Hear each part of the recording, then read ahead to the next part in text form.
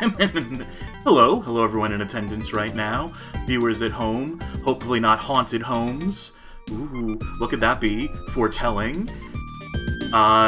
Welcome to the stream, welcome to the Bad Game Hall of Fame, and welcome to our guest today, Rani Baker. You may know them from Twitter, from music, from ROM hacking, from... You get into basically everything at this point. I don't know some that you don't do. Is there anything you don't do on the internet? Anything I don't do on the internet? I don't get naked yet. Keyword yet. Well, we're proud to announce that after this so I brought you in today. Thank you for coming along, by the way. Auspicious introduction aside, because there's a game that you introduced me to that I've become fascinated by, and the name of it, and I'm going to butcher it, and I apologize in advance for doing so, is Mashō no Yakata Gabalin. Is that close enough? You would have a better idea than I think it's more like Yakata. Yakata? More like Yakata than Yakata. I think it's more like, Mashō no Yakata. Now you get me saying it. I think it's more like Mashō no Yakata. Oh, I don't know. For the purposes of this stream, we're going to call it Goblin, I think. I think it's a safe bet to call it just Goblin, which is... Yeah. So we should probably give a little bit of history on some context for this MSX game released 1987. I believe I even have a date for it. May 27th, 1987. Markets. Developed by Studio Marionette, published by Pony Canyon, tie-in to the movie House. The one that was super popular in Japan, you know. That House? No, not That House. The Other House. The one that's an American comedy horror movie. The one starring, the one directed by Sean Cunningham, I believe, who came off the Friday the 13th franchise, wanted to strike out, sort of do his... It was Steve Miner that directed it. Steve Miner directed, right, Sean Cunningham produced it. And yes, it's a haunted house movie, as you may gather from the fact that the name of the movie is House. But it's not more than just a haunted house movie. It's more than just a comedy horror. It's also about, like, overcoming grief and trauma and the Vietnam War. And it's also like a special effects powerhouse movie. Finally made it. So, friends, it's a whole bunch of stuff going on at once. Hello, Retro Pals audience, come flooding in. Thank you kindly. We're just introing this little game here that we're about to skip into. This game, Goblin. Just like I don't know if how legit the tie-in is of this. I don't know if it's actually like licensed. There is some contention over that I've seen, but I think Pony Canyon usually crosses their T's, dots their I's, so I'm going to presume that there's some degree of authenticity to this. It certainly plays like a classic tie-in movie, a tie-in video game to a movie of yore. And we're gonna get started here. I'm going live with gameplay right now. This is a fan translation released in 2008 by translators Hoppinzon, and they did a pretty solid job of this. Dialogue is pretty essential to this. Not character dialogue, but there's some tooltips that'll sort of... They set up a mystery in this game that we're going to have to solve if we want to rescue our son, who you see getting taken away by Big Ben on the title screen here, who is our main antagonist in this little adventure.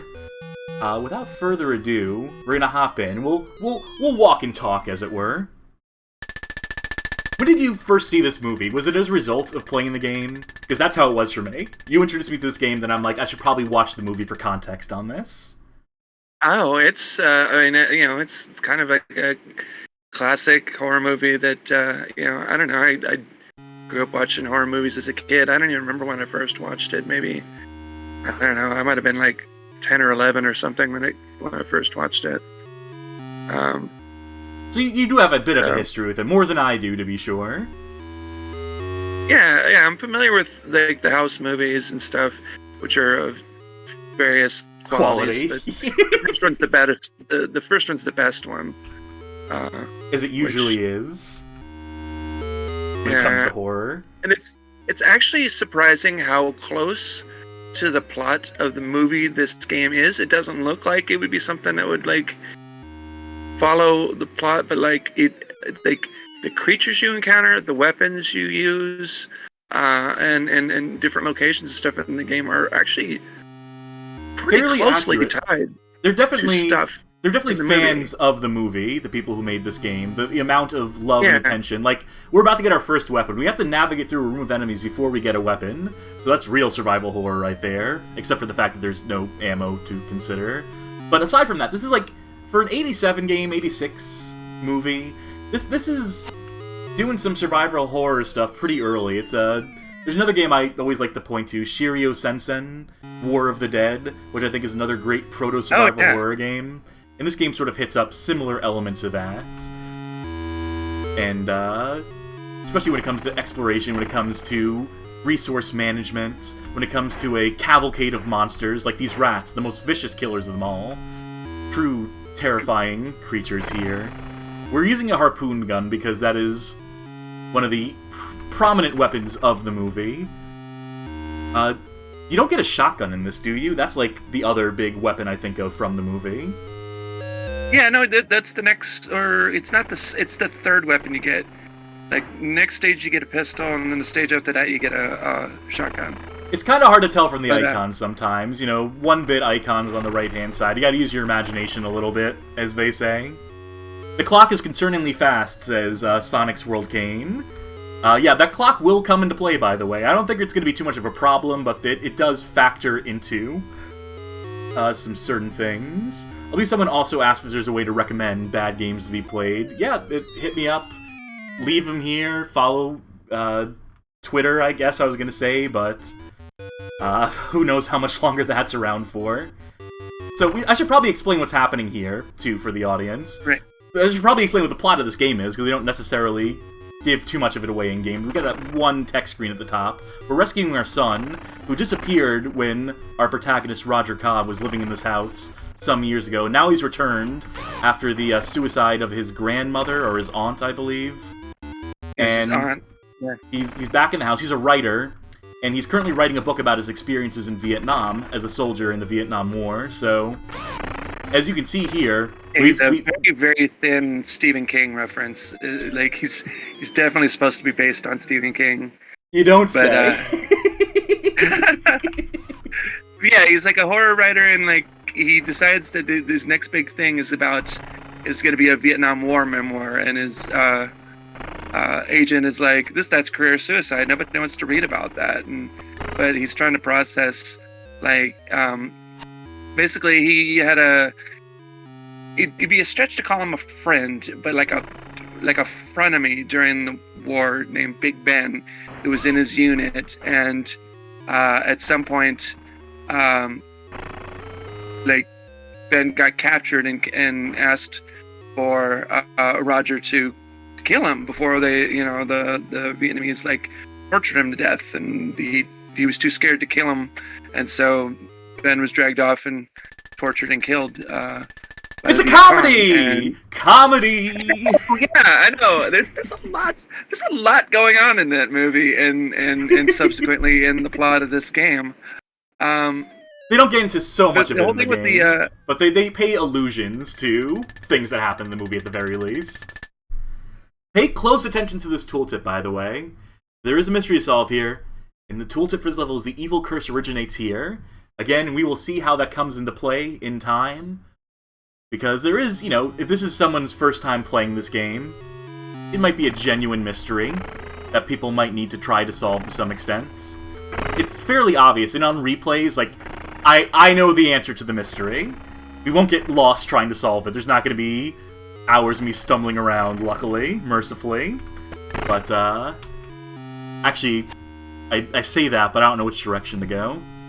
Luckily, very luckily, Rainey here has created all the FAQ, the game FAQs page is basically just your work right now for this game. I'm going to link it in chat as well. You've created maps for every stage, you've created a walkthrough, all this in the past few months, which makes getting through this game super handy for traversing this title. So I'm actually you're going to want to go left. Want to go left. That works. Left it is. Yeah. Yeah, that the harpoon gun is like from the movie, and it's weird because there's just kind of like so much going on in the movie that sometimes there's some stuff that you think that there's probably some pages left on the floor or something, because like there's this whole like repeated like imagery and stuff about Roger's uncle, who owned the house that his aunt was living in before she committed suicide, and he moved in to spend time working on his new novel. But there's this whole thing about him being like this award-winning fisherman, and there's this like swordfish marlin on motif. the wall. Oh, marlin, yes. Yeah, and there's and then and he uses the harpoon gun that he got the marlin, in there, but it's like funny how that popped up out of nowhere. It's almost like I knew what I was doing there or something. Sorry to interrupt, but these items are essential, I do have to say.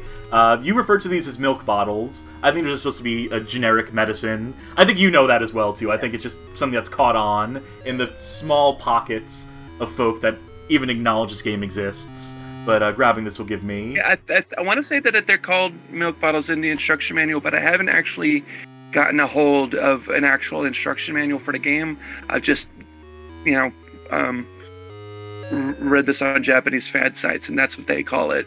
Interesting enough, that exact sprite winds up in Dr. Chaos. We should probably mention that, because that is the game that people would know. It's one of the few games by Studio Marionette to actually make it outside of Japan. Dr. Chaos, which in a lot of ways is a spiritual successor to this very game. So if you like Dr. Chaos, if you're one of the handful of folk out there, you'll see a lot of similarities between this and that. This is a spiderweb room, by the way. And itself is also heavily based on House as well. Which game or which it's even got a Big Ben character in it. Oh yeah, that's totally right. I did play a little bit of Dr. Chaos because we were prepping for a potential article on this, so I wanted to cover all the bases. Another game I played a lot of, a previous effort by Studio Marionette, is Koneko Monogatari, The Adventures of Shatran, which is a Famicom platform. You may know it, the title better as The Adventures of Milo and Otis, that movie with the cat and the dog that are best friends that has all these rumors of the animals like dying on set as they were filming it, which are apparently very untrue, are widely exaggerated. But that was their first movie-based game, and it's not great. It's fine. I guess it's inoffensive as far as a platformer is concerned. But this is a big departure from that, in that there's actual combat in this, with some amount of depth and inventory, and so on and so forth. Oh, we didn't actually mention what those run and gun scenes are. I mentioned those are Vietnam flashbacks. There's Vietnam flashbacks constantly in the movie, and that's the game's attempt to sort of equivalate, to sort of approximate that, if you will. Which is pretty impressive for again, for a game from 1987 to be this kind of multi-genre game that has this, you get this dungeon crawler thing going on, but also a commando style run and gun, both in the same game. Which the MSX can barely handle because it was not made for smooth scrolling, needless to say, as you may have gathered. Right. Also, this is a strange room to walk into because you're hitting this thing, it doesn't seem like much is happening, the door is locked, can't go... Oh wait, I had the key. Well, I need to go back to that room anyway because... you gotta kill that guy. I do have to kill this. It is essential that I kill this, which means just banging your head against this wall for a while. Yeah, I think it takes 32 hits, but then you get a weapon that doubles your attack, and you won't take that many hits again. Yeah, you can see how a first-time player would just assume well, clearly that's just decoration. There's clearly nothing really happening there, but sure enough, you are rewarded for your patience. Now, you notice that these portals that are helpfully labeled as back, which implies that there will be some amount of backtracking in this game. To what end? Who knows? Surely that's not part of the mystery, or anything. Death Ferret says, there's a surprising amount going on in this game. This is the age when most movie adaptations were not great. Video Game King in the chat has a alternative take. Genre mixing was way more common at the time than you'd think. Miyamoto intended to implement shooting elements in the original Super Mario Bros. To provide some idea.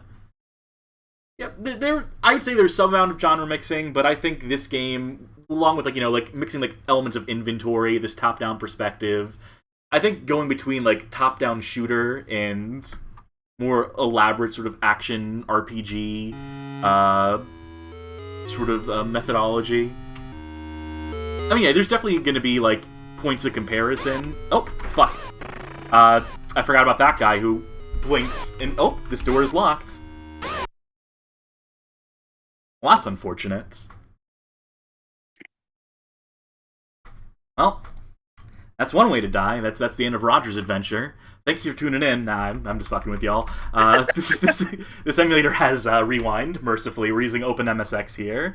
So if I goof up like that, I can just go back to the past. So yeah, some of these enemies are barely visible on screen because of the refresh rate of the monitor. I don't think kill that guy in particular. I think you should just run away from him because he doesn't hold a key or anything. Yeah, I never run away from a fight. I want those cherries. That sweet fruit. And yeah, you see me clearing out all the enemies. That's just compulsion more than anything. Like, you know, Zelda dungeons that require you to clear out every enemy. If the door isn't locked, I shouldn't have to do this, but most times you are rewarded in some small capacity with a little bit of healing. And you do want to get that power meter up as much as is possible. Even if that means killing these poor innocent rats who never did anyone any harm. You know, some people get mad about when, like, the dog dies in video games. I say, sympathy for the rats. I think I want to go right here? Take a look. I'm looking at the map. I see C and 3 there. I think what's in that left room is just a portal back to level 2, which I shouldn't need to necessarily do. Instead, we'll go back to the past to play the shitty war that sucks ass and flash back to Vietnam again. I should mention what the controls are for this game. They're pretty simple. It's arrow keys to move, 8 directions, spacebar to attack, and when we have some more items in our inventory, which there will be a few, it is the left alt key to switch through it. Because remember, this is a computer that we are playing on, the MSX, the Microsoft MSX, which I've gotten shit for calling it the Microsoft MSX before by someone who was took great umbrage with the fact that Microsoft only, like, it's only their name on it, they didn't really, like, make it or something or other. I don't know. Run some version of BASIC, right? So, good enough for me. Call it a Microsoft machine. Tricky boss fight there. Someone asking, is it me or the FPS changed very quick now? Looks stable enough to me on the stream. Yeah, I'm not seeing any issue here necessarily. If someone else would verify, if there's something that's getting lost in the translation from what I'm streaming out to what's showing up on stream, then by all means, please to let me know. But I think we're fine. Oh, another one of these fuckers. Yeah, these dudes are brutal. I kind of wish there was an item that made them, like, immediately visible or something. Yeah, no. Wouldn't that be great? There are items that are, like, enemy-specific, that are specifically useful for dealing with, like, a single variety of enemy that might appear.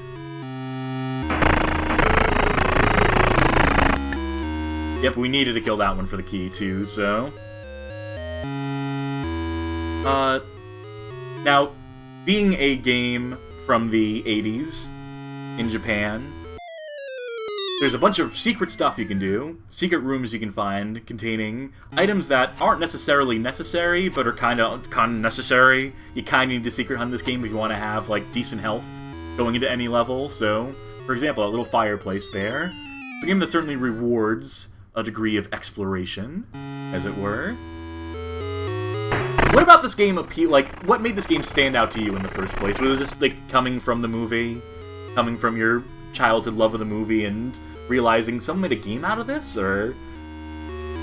It was like, you know, I mean, it was just, I don't even remember how I even stumbled across this. I think I was just, on a kick of looking up MSX games, and, you know, when I heard about this, I was just like, how did this happen? How is this, you know, a thing that exists?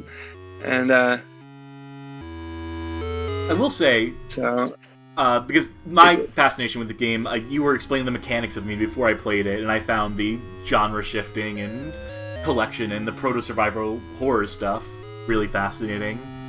I will say that the attempts to dress this house to sort of delineate between different rooms, like this is clearly some sort of dining room, you know, a bare minimum of effort made. At a certain point, all these rooms start to look the same.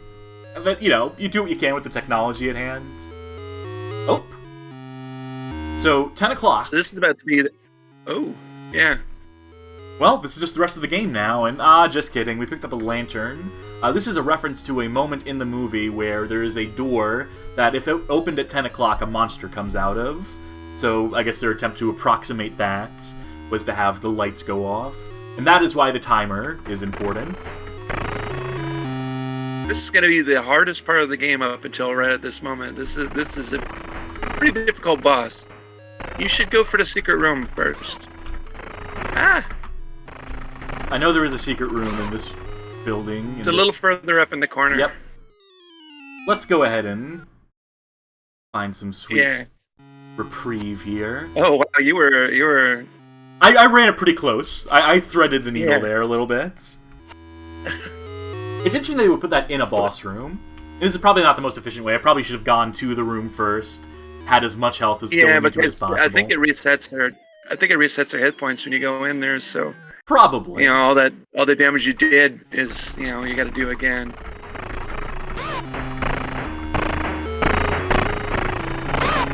We are using the shotgun. I think this character is meant to be the demon that imitates Roger's wife, Patricia?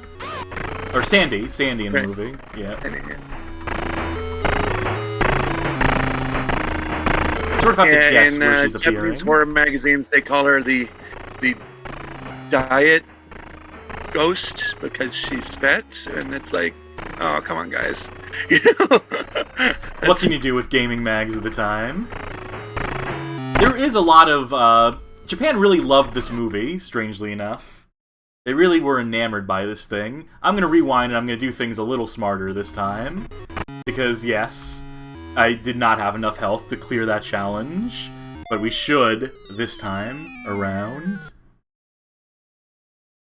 But yeah, so there's like a Japan-exclusive book that details all like the special effects in the movie, all the monster designs. And I think we were trying to get a hold of that at a certain point in time.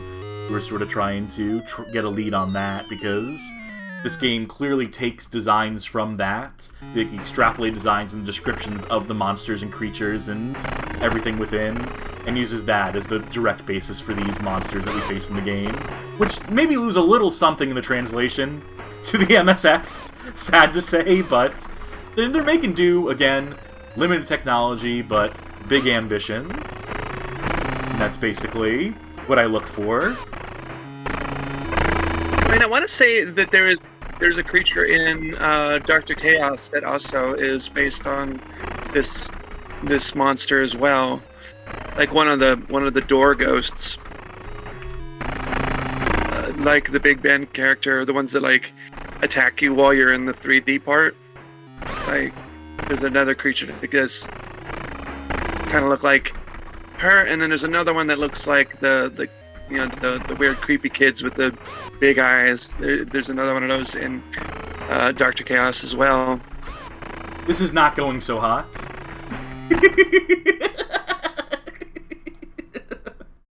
This is, like I said, this is the hardest part of the game up until this point. This is a very difficult boss. It doesn't get much harder than this in my recollection. There's maybe one other boss that gives me a comparable amount of trouble. Luckily, we have the powers that players would not have had available to them back in the day, but... 100 Faces Ghost is pretty hard the first time, too. I want to say, but yeah, nothing is and this boss is never going to be as hard again. Like from here on out, like you run to her again in like the last boss rush, but they want you to just demolish her because of all the upgrades we'll have by then. Yeah, by then. Improved weaponry, the new and improved arsenal. Like, we're saying all these things about the game. Better this time. We're saying all these things about creatures and monsters. And again, the thing to stress is that House is a comedy movie first and a horror movie second. And I feel like that almost gets lost in the translation here. Because this game ain't funny. It's not trying to be. And, you know, I think it would be a muddled mess if it did. Which I honestly feel the movie kind of is.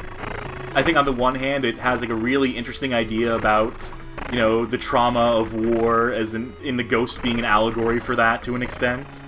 But, you know, then the comedy can be pretty basic. There's George Wendt in it, who people might know from Cheers and so forth, and he is like a standout character actor in the movie. I need to get this last damn hit in on this. There we go. What's interesting is like John Ratzenberger is in one of the later House movies. They just wound up with a lot of like Cheers alumni in this series for some reason. But then again, John Ratzenberger has been in a lot of like cheesy horror movies. He was also in Motel Hell as well. Is it? I wonder if George Wendt was in any other horror movies. Now that I think about it, the crystals seem to be showing a reflection. Just everyone, take notes. If you want to try to solve this at home for yourselves, if you haven't already figured it out.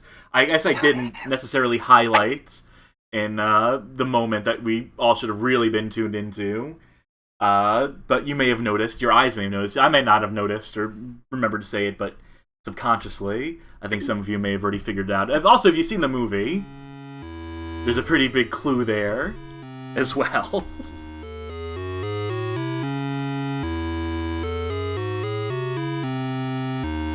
I think we'll be getting some more items soon with any luck.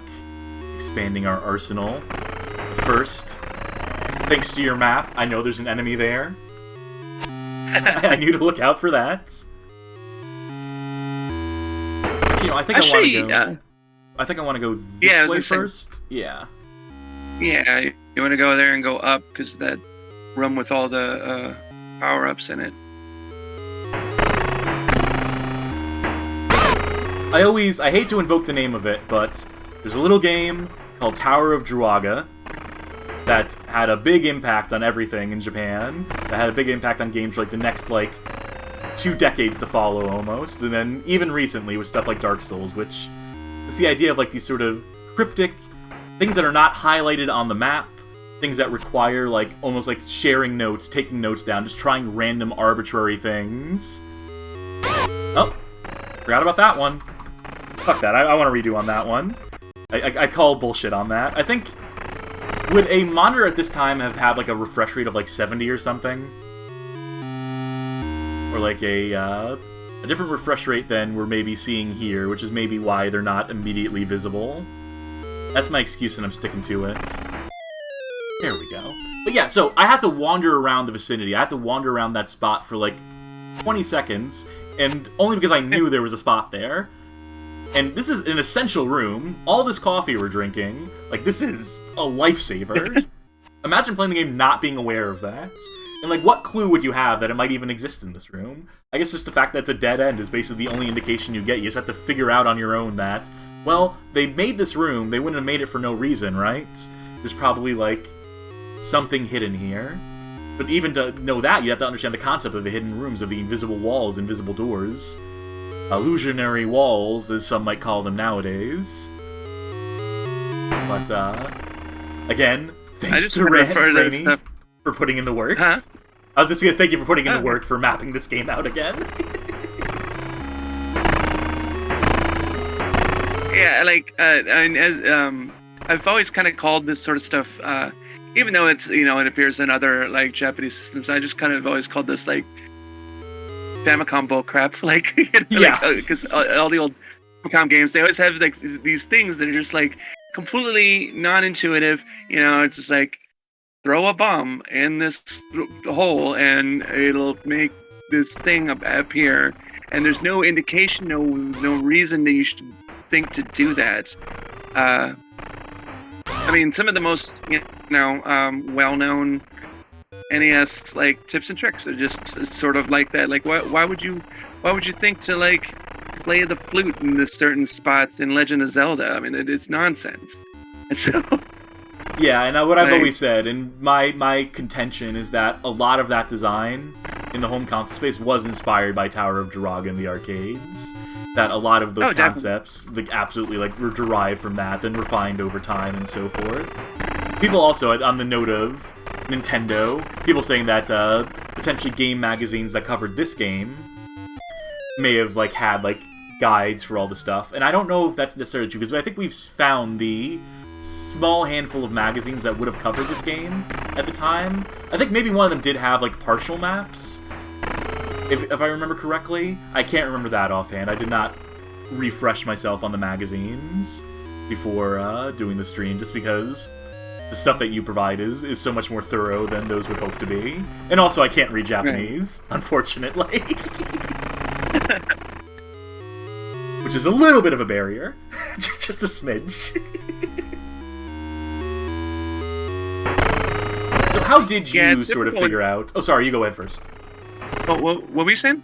I was going to ask how you sort of mapped things out, how you trialed and errored your way through this to the point where you know the game like the back of your hand. Because I've always consulted FAQs, I've always been reliant on game facts and things of that ilk, but I've never necessarily gone through the process of mapping out a game to that extent.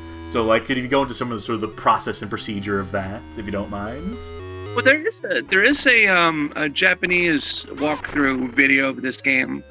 I cover more stuff than it, but I just basically spent like a week like translating this Japanese video to get the foundations of it, and then from there it was just like, I'm gonna walk around every inch of every room and see what else I can find that's not in this walkthrough. But you know. And that's where I got found out all the, like, some of the background details and stuff. I want to say that this video we're making might be the second English video about this game ever. Well, that's if you count a certain stream that we'll get into, right, that I can dish some juicy G about in time. I'm not going to make it to this corner before the spider bites me. Ah, there we go. You can't attack while you're on the spider web, unfortunately, so kind of at the mercy of how slow or fast Roger travels to the corner of the room. And this is just brutal. I think these spider webs should probably go away when the spider dies, if we're being truthful here, if we're giving notes. Oh yeah, that's a good point. I wish it would go away. Like, this is they're so obnoxious. All part of the fun, isn't it? Alright, stage 5. There are 8 stages in this game, by the way. For people who are counting at home. You can keep track as the stage counter. You should have already seen the secret door. I wonder what the original translation on that is, because the way that's written makes it sound like, you should know what's happening by now, right? If you don't, you're a dummy, basically. Is almost the way it reads to me. Let me look it up. I think it actually says something pretty close to that. Let me see.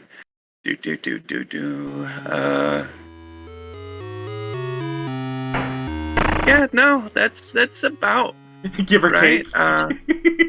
Yeah.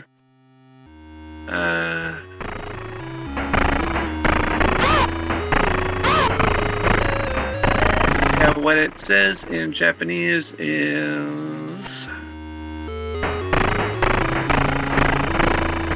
This is a red marlin this time. Very different from the blue marlin. How? I don't know. Don't ask me. Is it a palette thing? I don't know. There's blue on the screen right now, so...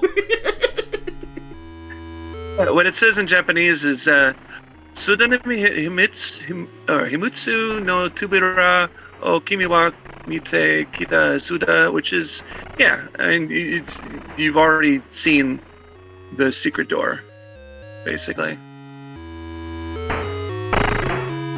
And my friend and moderator in the chat right now, Ramona, by the way, is commenting that, like, Draga likes from that conversation from earlier, that discussion we were having, that the idea of these games being that the obtuseness is deliberate, that you and your friends would play them, discuss ways to make progress, and after a couple months, the magazines would come out with, you know, the official stuff. And so, yeah, like, the experiences I hear recounted by, like, Japanese players is that, like, the Draga cabinets would be covered head to toe in post-it notes, basically, or people would just, like... That is so cool.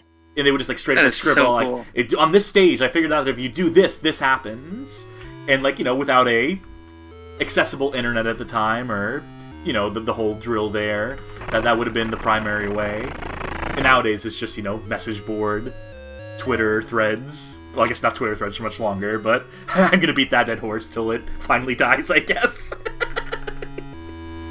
Yeah, but after like the Famicom came out, there was like a whole little a whole market specifically for strategy guides for games. Yeah. Just about every Famicom game that came out from 84 to 88, like every single one of them has a strategy guide that you can find, and so I think a lot of that encouraged more of this sort of non-intuitive nonsense, because they just knew you'd shell out $30 to get the strategy guide to like show you all the weird things you could do. And then, even those guidebooks would sometimes miss the mark, like infamously the Takeshi no Choujinjo, Takeshi's challenge game, where the guidebook gave the wrong strategy on how to beat that game, which is, almost feels like it would be a deliberate, like this further elaborating on that long-running gag of that entire game being a fuck you to players, but also not really that, because it's actually one of the most genuinely innovative open-world games ever created, and people fundamentally misunderstand that game. But that's a story for another day. That is a rant for another time. Right. Yeah, there's a lot happening in that game, and I actually like, even as like someone that's like done some hacking and stuff, and I say done some hacking, I'm probably one of the more prolific NES Famicom hackers. Yes, I will there, absolutely second that. There's a lot of very interesting, there's some very interesting stuff going on in that game, because it has like some timers that last for hours. Like it'll, and I'm like, what are you doing? Why did you do this? Like, how in the world are you like, because I like to count down like an hour and in real time NES game time. Yeah. Because the Famicom NES like is a very stripped down computing machine. It doesn't have an internal clock to go by, so it's just literally just set aside whatever I guess would be about 6 to 8 bytes of memory to just sit there and count down 50 frames a second, per second, per minute, per hour, to count down several hours of game time for some of the stupid things I want you to do. And it's just like, what is wrong with you people? Well, the thing is, you're not supposed to beat that game. You're supposed to enjoy, like, the open world and whatnot, right? So, the entire game is a meta-commentary on people who feel like completion is the mark of... Again, I'm getting myself... I could go on about that for way too long. I do want to touch on something there, though, which is the fact that you are, like, probably one of the most prolific hackers, I would say, ROM hackers of the modern century, when it comes to NES stuff. And I say that, like, not even, like, as a joke, because some of the stuff you've done, some of the games you've fixed up, and some of the, like, the extent of the changes you've made are, like, honestly, like, taking these games that people have, like, historically discounted, written off, and just showing that, like, if you can get past, like, some surface-level stuff, or even, like, the most minor of tweaks in some cases, like the Hokuto no Ken game on NES, I know there's several, but the one I think of is always the first one, and you did a version of that, you did an update to that game that makes it, like, infinitely more compelling, like, with just, like, a handful of minor tweaks, you make it, like, so much more stylized, and I feel like so much closer to what, like, they probably intended that game to be. Then you've done, like, stuff for A Week of Garfield, for example, where you, like, really, like, gussied that game up in a way that I don't know if it necessarily deserved, but by God you did it, and I'm thankful for it. So I guess my question, if I'm making this a sort of impromptu interview, is what sort of motivates you to pick these sorts of games out and to, do what you will with them, to try and improve them to some extent? Well, this boss is really hard, or kind of a pain, but I'm doing it wrong deliberately, by the way. We'll see if people catch on to it, but please to answer. But yeah, well, at first it was like when I was teaching myself all the little fundamentals and stuff with ROM hacking, the mentality was, well, if I specialize in terrible games, anything I do is going to be looked at as a major improvement. So that was kind of where it started, but I mean, my hot take is that I've always thought that the Famicom Hokuto no Ken game was better than the Sega Master System one, which again is a very controversial take. But when it became Kung Fu Master, or whatever. Yeah, when it became Kung Fu Master in the US, but even the Japanese version, it still has all the Hokuto no Ken stuff. I mean, that game is, it looks better, but it's like a much more shallow game, whereas like there's a lot of really interesting stuff going on in the Famicom Hokuto no Ken game with like the labyrinth stages and like special like things you can get from like developing up your like Kai powers and stuff to where like I mean it's got Bat and Ren and those characters from the comic, and they'll actually like help you through the mazes and stuff if you've got a high enough Kai power, but I actually like disabled that to where like they just help you regardless. Probably a move for the best. My version. And it like and there's just I think it's got just had some really like and also like the way you could kill the way like there was like special moves to kill off the bosses that were they unimplemented in that, or like in the original game, or were they just like super hidden or like obscure in the way you would access them? Yeah, no, it was always something like you gotta like do 3 punches to the face and then a low kick and then that will kill them or whatever, and it's always like this little like some of them were actually like based on stuff in the manga and films, like when you meet Heart, you have to like do the kick to his stomach to get through to him, and then when you get a visual cue, then you throw a punch, and it's just straight out of the manga. Yes. And the movie, like you just kill him the exact same way. I don't want to distract too much. I do want to get back to this, but I am running into trouble here. I should explain what the gimmick of this boss is. That there's 4 spirits going around in a circle for the monster. Only one of them can be hit, and they can only be hit by the knife we picked up by killing an enemy earlier. So I switched to the knife. The first time we were playing, I was using the bazooka, which has range, but does no damage. So I'm switched to the knife now, which means you have to get in close, which puts you in danger of taking 30 damage per hit. So, do you have any advice for me on this? I would say let them come to you. That is not a whole lot of hit points that you're going into this with. That's really unfortunate, but I would say try to let them come to you instead of going for them. And also, I want to say getting hit with the bullets is preferable to getting bodied by them.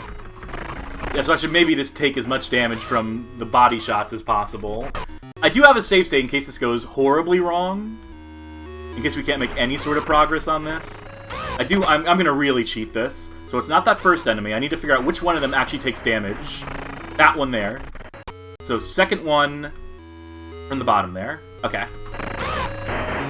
So just keep eyes, like a shell game, basically. Keep eyes on the prize.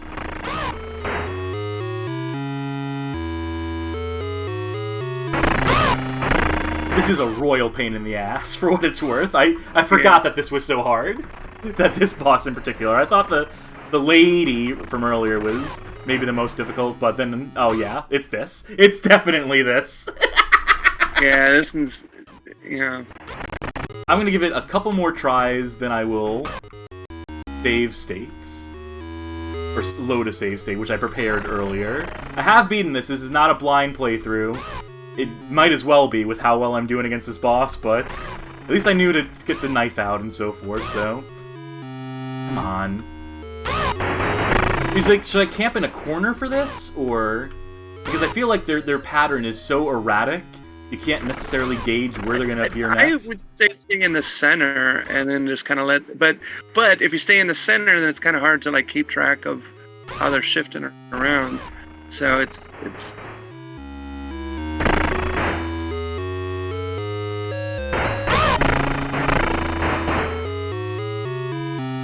Come on now. Ideally, yeah, you want to kind of try to stay in the center of the room and don't let them run into you. It's so hard because with the melee, you only have so much range with it is the problem. So it's sort of, you're set up to fail here, it feels like.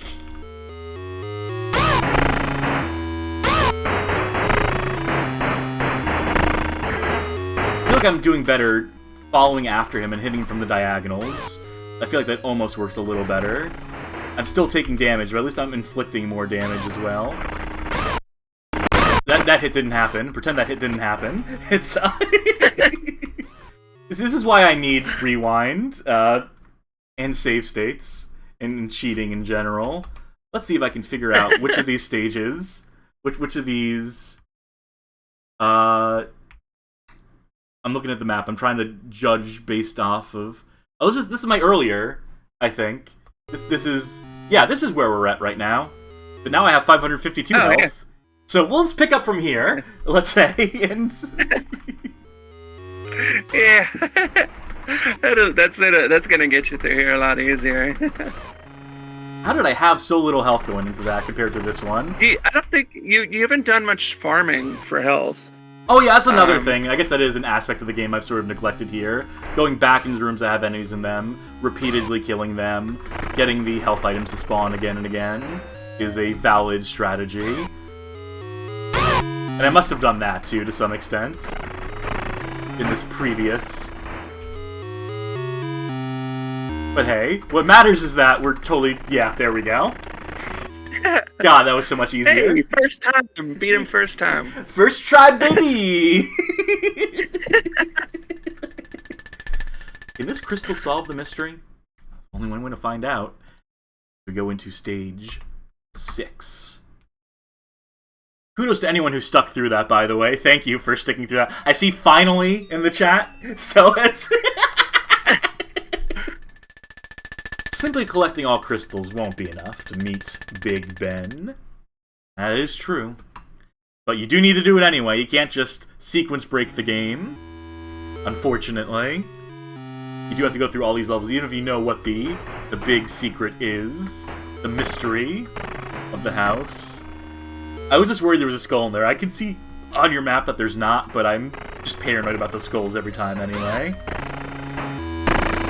So yeah, I wanted to come back to your ROM hacking now that we're in a sort of safer spot here. Because that's how I absolutely first found you. I'm sure, because you have writing experience for the likes of Cracked and Modern Rogue, which are 2 channels that I've followed to some extent in my life. But I think when I first was aware of your name was from discovering some of those ROM hacks. And being like, thank God someone's putting in the work. Wait, do I go up into... Do I go right and up here? Or do I go... This is probably the most genuinely difficult thing to map out, I would imagine. Oh, right. Oh, shit. Let me look at...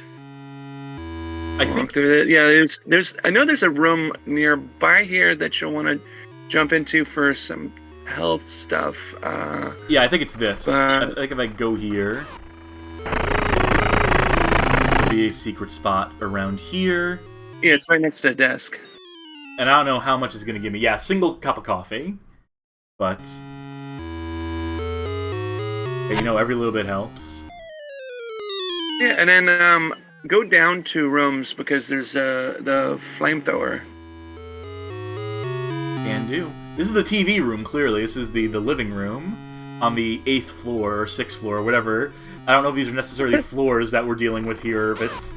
I mean, this all is like an altered reality, clearly, a heightened reality, so who's to say whether we're hallucinating all these extra rooms or if this is just the most horribly constructed house, if the architecture here is just piss poor. I want to go left here, I believe. So I mentioned sequence breaking earlier, and we're getting to the point where we're deep enough into the game now that I feel like I can go on my little gripe, go on my little tangent. Oh, I can actually shoot on, or actually I had a little patch here of not spiderweb where I was able to shoot from the door, so that's handy. Now, as I crawl over here, I'll give my little gripe. So if anyone in the English-speaking web is familiar with this game, they're either a huge fan of House, B, a huge fan of marionettes, maybe Dr. Chaos, and they wanted to learn about the roots of it, or 3, they watched a playthrough of this game on a particular stream by the name of Kuso Grande, where runners are given games they've never heard of before, never played before in their lives, tossed into it with no explanation of anything, and expected to problem solve it for themselves, which means that any game you give them is going to look like dog shit.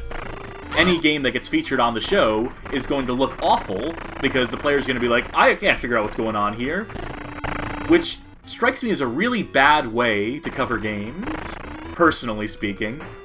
I would think you'd want to, like, you know, give them an instruction manual.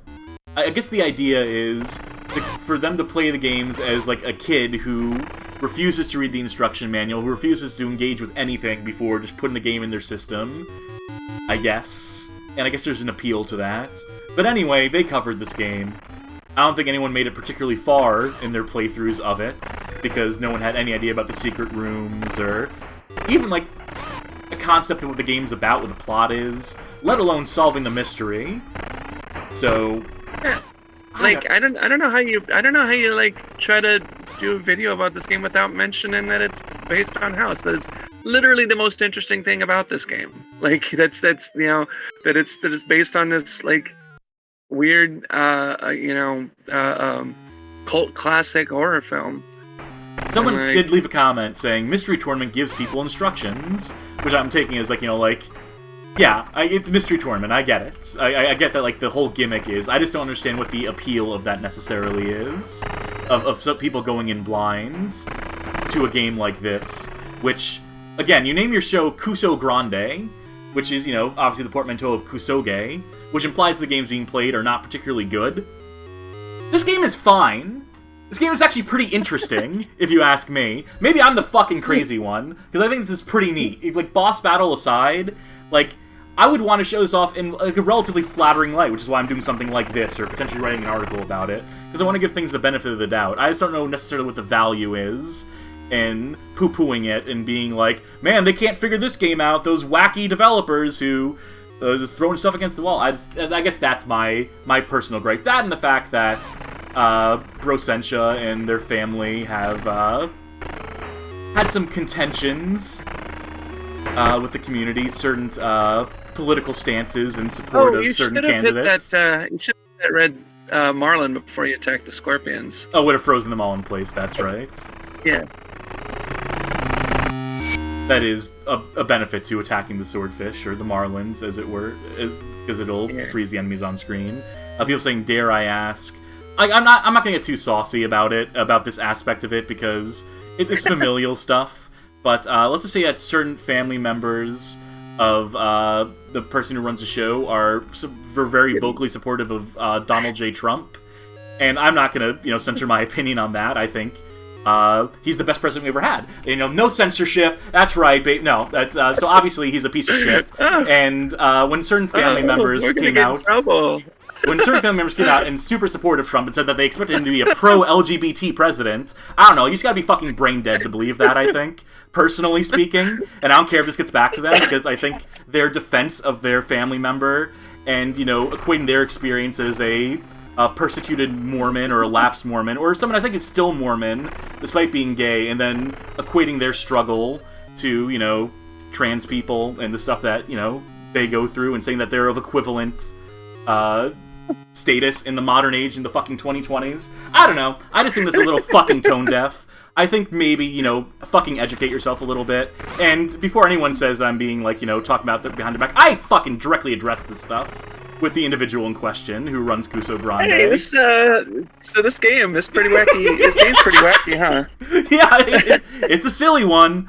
I don't know. I feel like I wanted to get that. I know, obviously, it's uncomfortable a little bit, but I told you I was going to put that in the article, too, if you wrote it, just because, like, if that's the only exposure this game gets to have, is in the least flattering light humanly fucking possible, I feel like there's a legitimate gripe there. I feel like there's a legitimate grievance in the way that show handles its stuff, and I apologize if that was a little more contentious than you were expecting, but, you know, I've got cool sunglasses, though, so ultimately,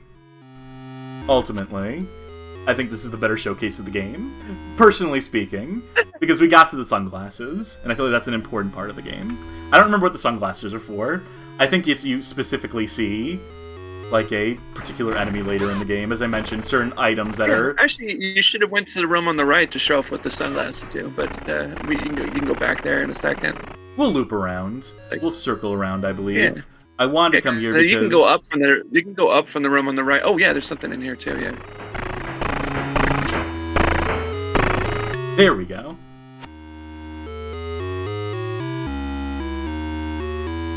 Nothing in this room, but if we go up... Yeah, this guy would be invisible without the sunglasses at this point, right? Yeah.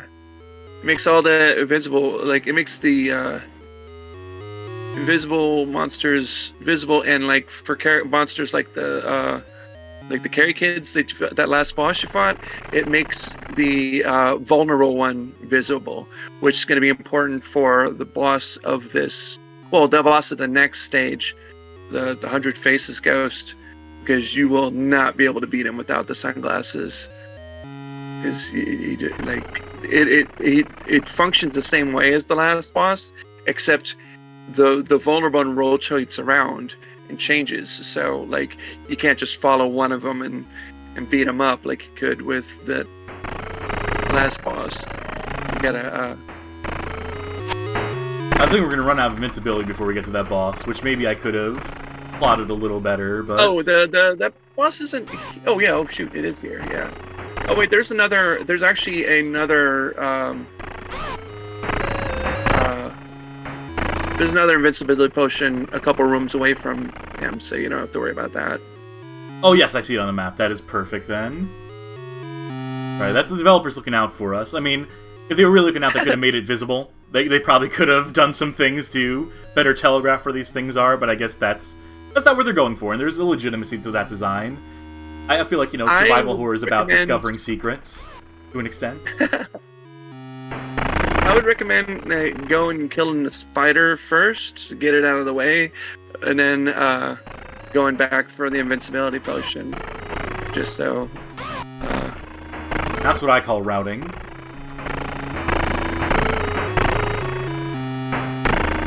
Something I rarely do. I'm pure instinct.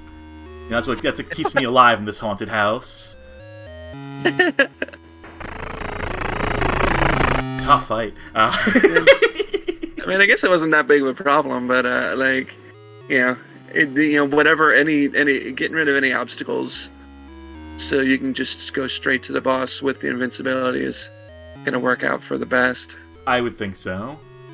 And I hold on to as much of that invincibility potion as possible. I also feel like I do want to toot my own horn here, in that I did discover one of the medicine bottles. I did discover one of the milk bottles that you did not have covered initially. Yeah. And I feel pretty good about that. Especially because it's for the final boss run, too, so... it can really come in handy in changing your fortunes in that section of the game.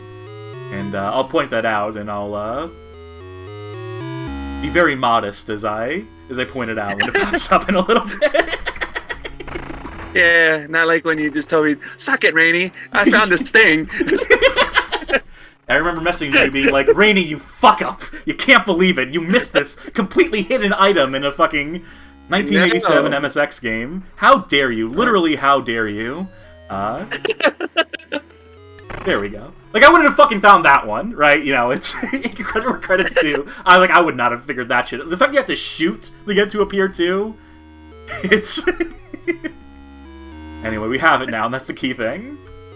And half of it will be gotten by the time we... You have to spend, like, half the invincibility just going through this stupid spiderweb. Fucking game. Alright, here we go. Boss time. I hate this boss so much. You can be a little more aggressive while you're invincible. Like... Yeah, I'm trying to be. I'm trying to walk right up to him. Am I not doing any damage? Oh, I need to use a flamethrower. Whoopsies. Specific weapons for specific bosses. Okay, I think we have enough invincibility that this won't completely derail us.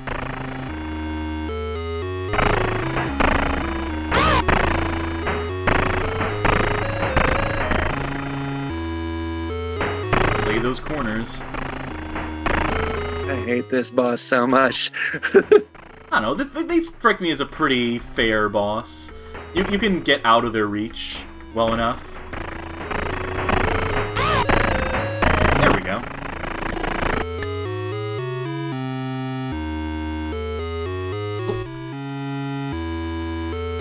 Another crystal ball for our troubles. Could this crystal solve the mystery? I don't know, the previous 6 didn't, but this one might be the one. Alright, this is the last stage I need a map for, I believe. And boy howdy do I need it. People who follow me for a minute know one thing about me. It's that I do not do well with mazes, labyrinths. This pretty much spells out the mystery. In case you haven't figured it out yet, by the way. Jimmy must be in one of the rooms, our son, that you already passed. Use the warp and find the door you missed. So, yes, we need to backtrack, but not before grabbing one last tool that we'll need. Is there a... Should I be using the flamethrower or the bazooka, or are they basically interchangeable at this point? I want to say the flamethrower does more damage than the bazooka, I think. Let me see. Flamethrower it is, then, for now. Also, I need your help more than ever. Yeah, the flamethrower does more damage. Sorry? I need your help more than ever. I think ideal route should be up and to the right. Right? So I can go to the secret room. I think that's what I need to do here.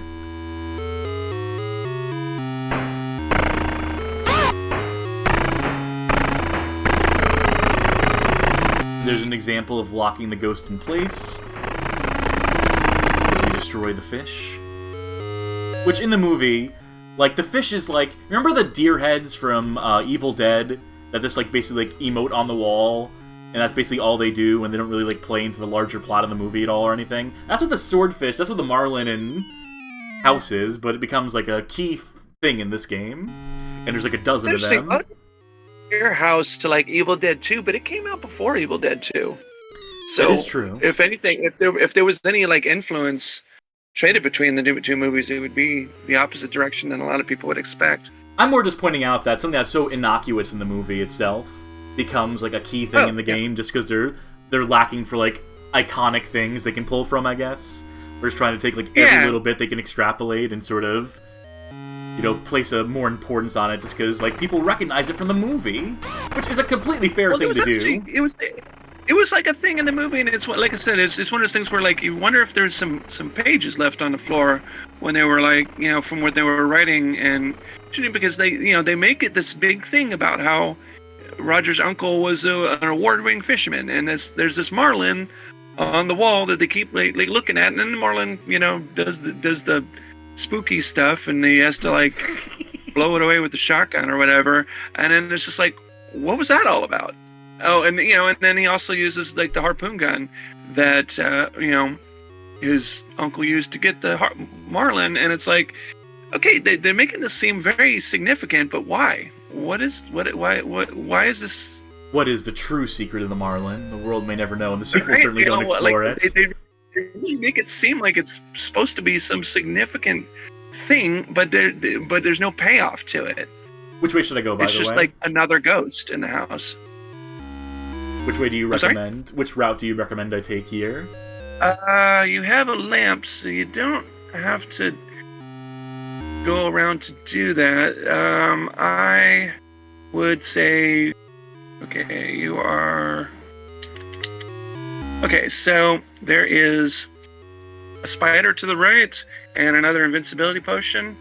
And then you go 2 rooms down and there's the scorpions with the cross, and then from there you can more or less like... Gotta crawl into this corner. I do love that little sound effect, that little sampled bit of audio.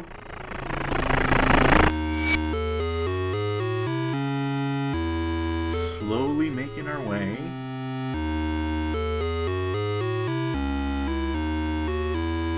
Any second now. Great. So then you go 2 rooms down from here.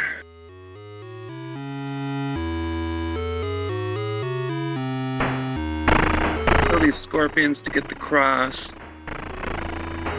Another one of the essential items.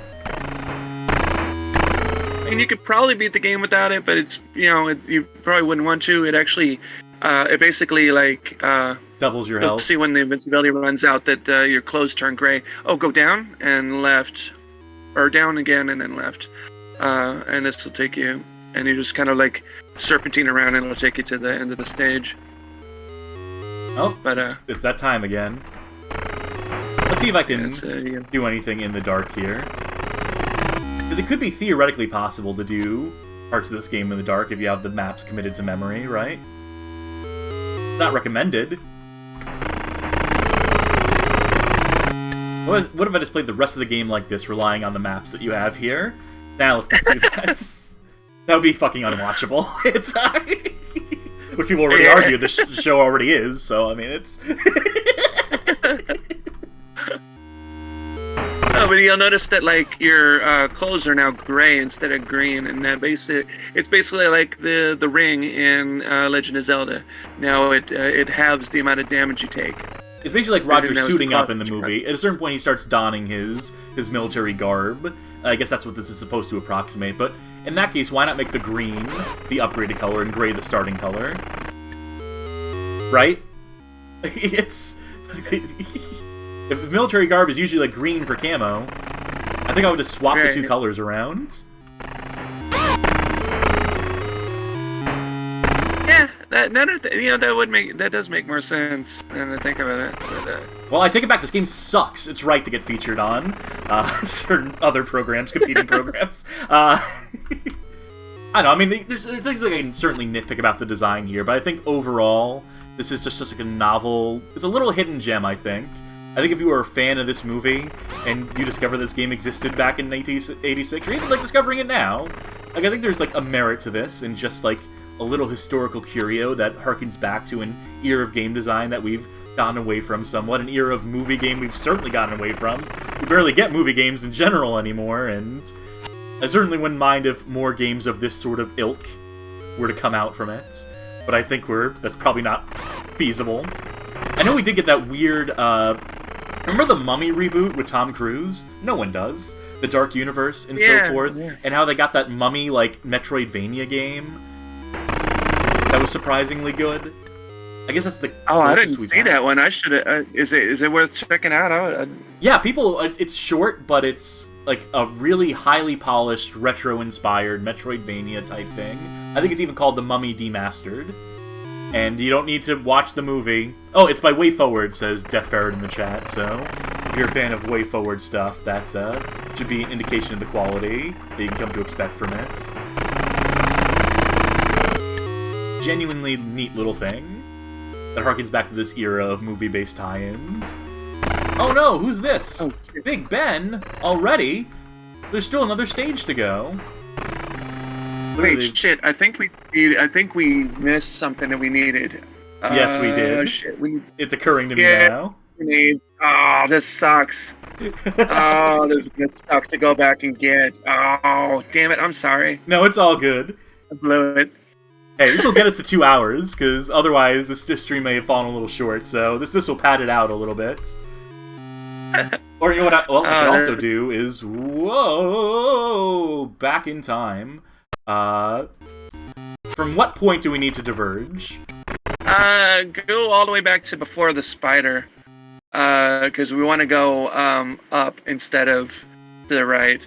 I thought that we didn't want to do that because I thought the only reason to go up there was just for the lamp, and you already had a lamp. But no, the grenade unfortunately is essential. That's another one of those things where you cannot damage Big Ben without the benefit of grenades, pineapples. And it's also another thing that's like straight out of the movie. I mean, that's how he kills them in the movie, was with grenades. Yep.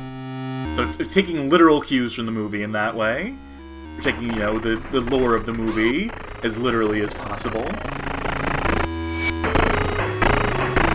And even these weird little poltergeists, these are from the movie as well. These are like the tool shed ghosts that he encounters when he first gets the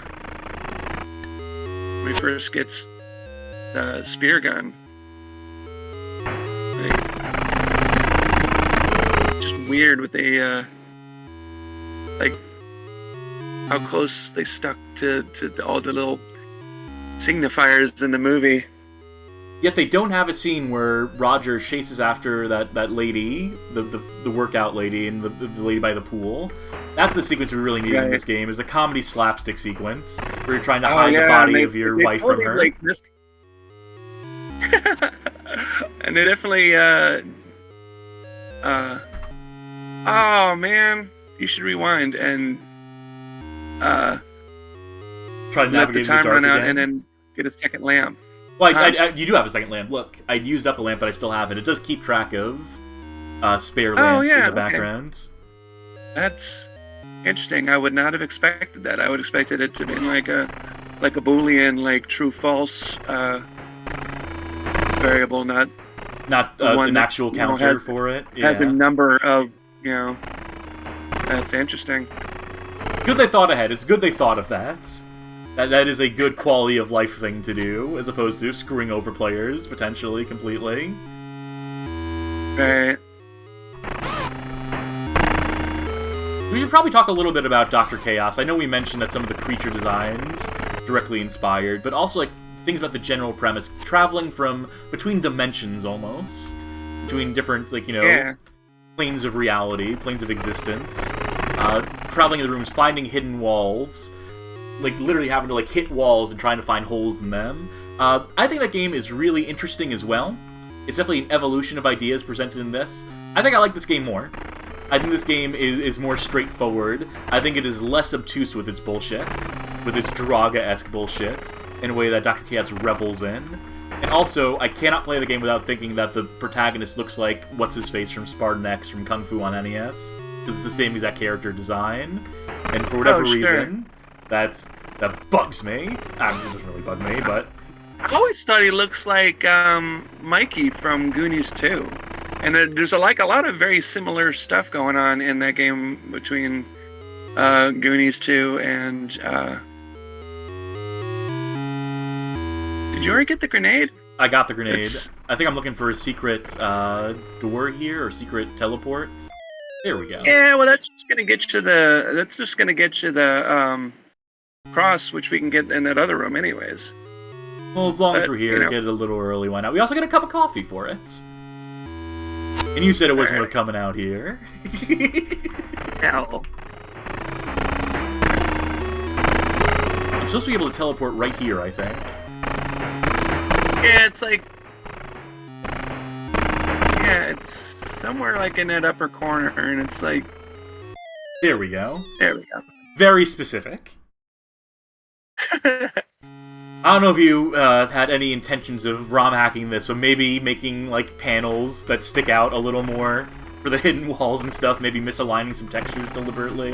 That'd be my fix. For anyone who wants to tackle that, not to give you more work. You're already hard at work at some, let's say, games that are slightly more important, historically, at the moment. I don't know if we necessarily want to spoil one that you're working on.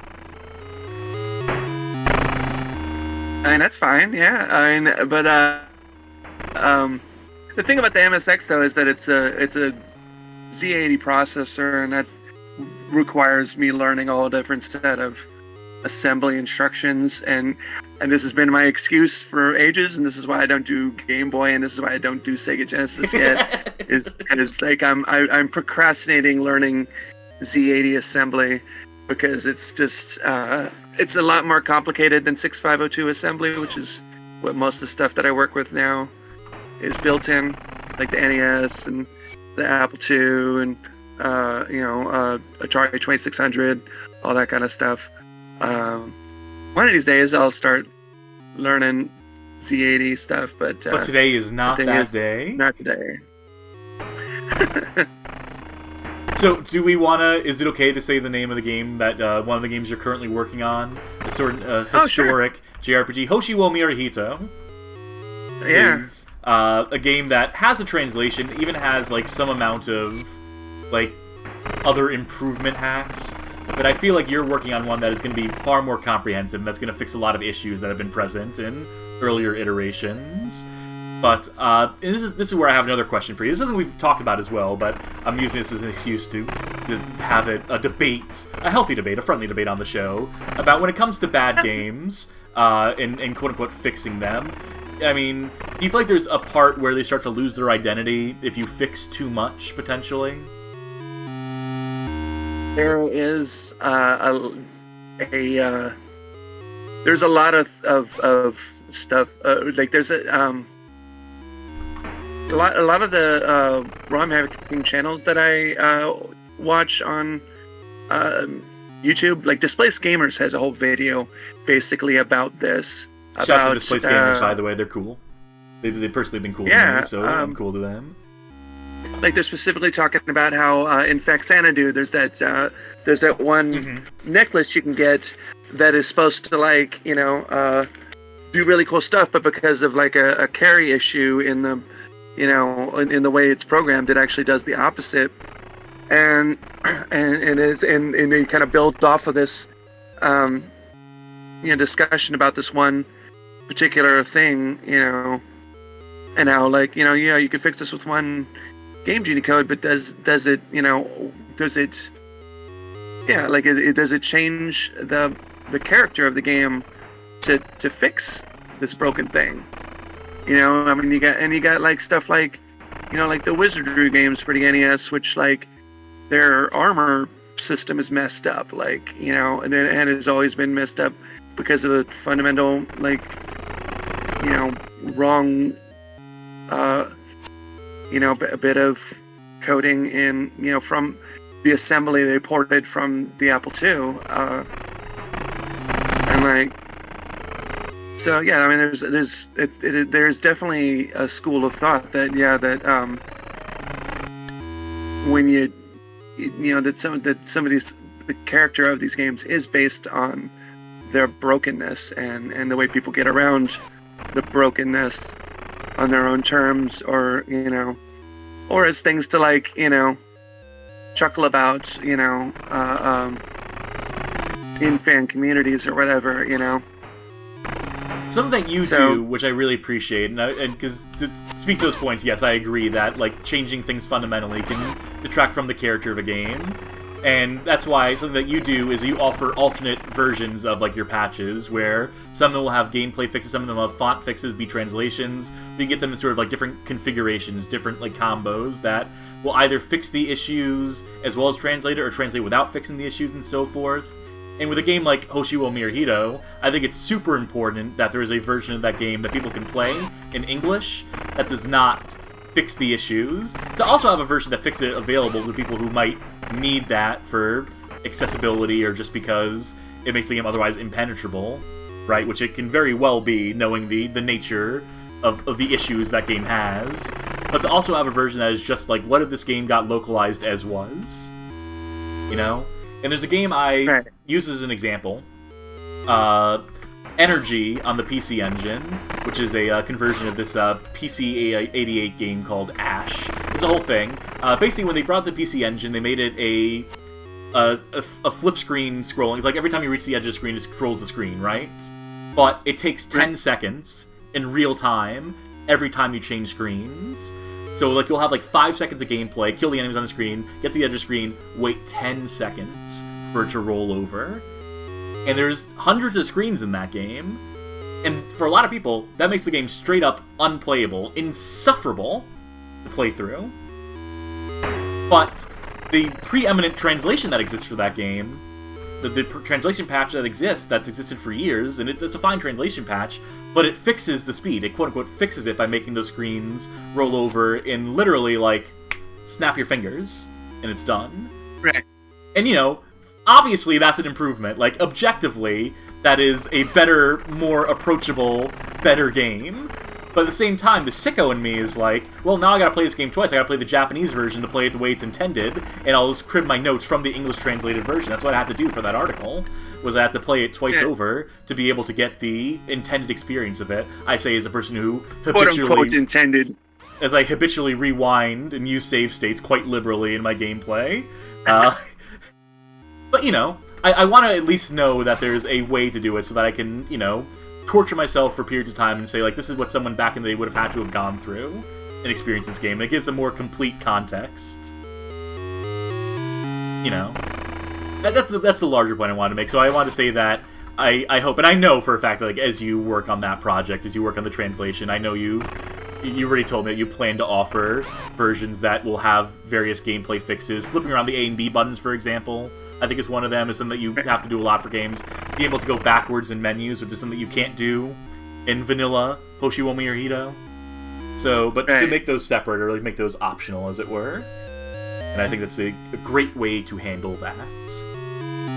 Right, and you know, and like one of the sticking points right now is that I'm trying to figure out how to, like, because the one of the things it's famous for is, like, the ending battle doesn't populate, but you know, so, like, if you try to, like, fight the final boss, it just automatically sends you to the bad ending where he defeats you, and like there is partial data for the final boss, but it's like it might not be a thing I can do, because it's the boss's data is, like, corrupted in the ROM, and it's just like, but I mean there is a huge, and when I say huge, I'm talking like couple hundred bytes of space in the ROM that you can squeeze some stuff into. Yeah. And hopefully that's enough for you to figure out, like, a solution to it, you think, or? Yeah, like, I mean, if all else fails, I may try to figure out some, I might just insert an extra, like, dialogue menu in there, just so you can kind of choose your way into being able to see the fourth ending that you normally can't trigger in the game. Sure. Because the game has, like, the game has 4 different endings, and you can get to 3. 2 of them require fighting the final boss, and one involves you winning and one involves you losing. And I was hoping that I could, like, try and get the final boss battle to populate, but I don't know if that's something I'm capable of, just because the final boss information, like, the graphics for the final boss are in there. It's a dolphin. Yeah, of course fight a dolphin at the end. Of course it is, in the classic cyberpunk tradition. I do want to, I hate to interrupt and to stop that, because it was a good train of thought, and learning about this stuff, genuinely fascinating. But I do want to say that we've gotten the hammer, which is the final key to breaking the secret door. This is why you have to go through all these stages. You need this hammer. You can't break the secret door without the hammer. We have guns, we have grenades, we have all these things, but if you don't have a hammer, you're not getting through. And now begins the long road back to the beginning. I also do want to read some messages in the chat, just because there's some interesting discussion being had. Video Game King says, it's partially a matter of separating out technical faults, HP not displaying correctly, from conceptual faults, like the dolphin ending. Not that you can completely separate out the two, obviously, but it's something to keep in mind. Maybe this is their age showing, but I find this becoming less and less applicable as time goes on, and the retro game community treads new ground in the games it values and interacts with. How long ago was it that barely anyone had ever heard of Planet Laika? And then there's Tiger Bug, who says that don't think there's as much danger of hacked games losing their identity, only because people don't try to hack most games. There are certain games that get a lot of hacks, and changing the identity of the game is often the point, and other games just get ignored. Which, yeah. Absolutely. Then Video Game King also had a question, which is there anything to gloss in Psychic City? Which you would know because you were also translating that at a certain point. You've translated the script to that game, I believe. So you would know if there's anything to glean. I'm about halfway through translating the script to that game. Like, it has it's actually got the, like, so one of the things that is the point of contention about Hoshiwomi Hito is that all the text in the game is rendered in hiragana. But funnily enough, that actually makes it a little easier to translate, even though the stuff that's supposed to be in katakana is in hiragana. You got to kind of fudge some stuff to kind of do it. But Psychic City actually has, which is the prequel to Hoshiwomi Hito, or sort of, it takes place in the same universe as Hoshiwomi Hito, is probably a more accurate way to say it. Or you can say it's the author trying to get their idea right. Is it like a discussion that we had where it feels like the developer, or the guy who wrote these games, trying to do the same story over and over again until he gets it to, like, where he actually wants it to be. This was sort of my read on it. But the thing about Psychic City is that it has the opposite problem, that all of the text in the game is rendered in katakana, which is actually a pretty common thing for Japanese 8-bit games of like the early 80s, because on these 8-bit computers, like there's only so much space to stick an alphabet in there, and so you typically don't get to have both hiragana or hiragana and katakana alphabets in these 8-bit games, because you'll sacrifice graphics space for it. So they usually pick one or the other, and both of them have their own like issues. We should actually maybe we should get back to playing this game. Big Ben's real form is just behind this mirror. We went all the way back to stage 2. You can actually go all the way back to stage 1 if you don't remember that this is where the mirror is. This is where we all the way back to the second stage. This mirror was the key the whole time, because there's a scene in the movie where Roger breaks the bathroom mirror. This is the bathroom, apparently, by the way. You can tell because it's blue. So anyway, this will take us into the alternate dimension where we can face the real Big Ben. The Big Ben we fought earlier was an illusion. We solved the mystery, defeat Big Ben, and save Jimmy. Alright. And this so begins a boss rush, a gauntlet, a final gauntlet to... It's not just a boss rush, it's like an every single enemy in the game rush, which is very strange. So like, like, hey, there's rats, and here's a skull, and here's the, and it's just like... It's saying goodbye to our old friends. One last hoorah. The wolf famous IC pointing out there's no toilet in that bathroom. Well, any corner of the room's a toilet if you work hard enough, I guess. Don't worry, we're moseying over. We'll get there. We'll get to the other side of this room, I swear. I promise. Those rooms I could take or leave. Those rooms I could absolutely take or leave in this game. But we are nearing the end, as it were. Once we clear all these bosses and beat the final boss, and there's a little surprise at the end that is absolutely worth sticking around for as well. As if people would watch a stream, get this far in it, then be like, I'm gonna skip the ending. No spoilers, please. I've only watched this for an hour and a half. You can have the big mystery spoiled, but something tells me I'm gonna want to see this ending for myself. Alright, so we're just gonna walk right in this room. There's no reason, obviously, to stick around in this room. And we'll just continue.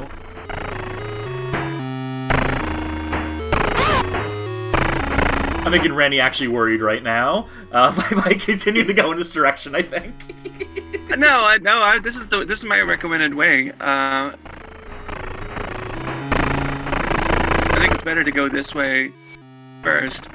Yeah, and so like so you meet the Diet Ghost again, and like they just want you to just absolutely just demolish her, because they like have a red marlin in the room to freeze her. You've got weapons that are like extremely more powerful, and it's the power fantasy. It's the letting you know how far you've come moment in the game. That being said, we come so far to go backwards, and this is the item I discovered. Thank you very much. You're very welcome, a gaming community, all gamers out there who are coming to this game. Yes, I am the genius who discovered this hidden thing in the game. I've solved the real mystery of Gabalin was cracked by yours truly, Cassidy. And again, you're welcome.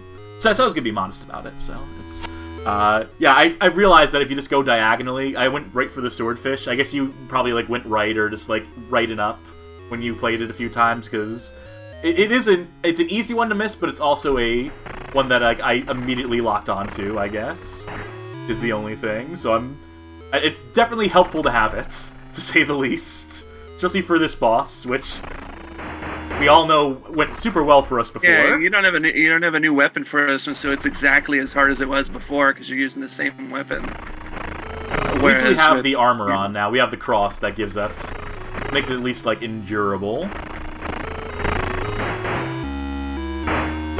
Still a pain in the ass, though. Still just a time sink, as it were.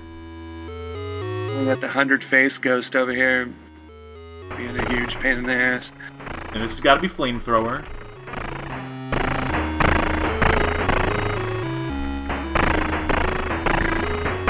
See, I'm learning. I'm remembering. I'm picking up what the game is laying down. Alright, our invincibility ran out, but I think it served its purpose well enough. It got me through that particularly tough fight.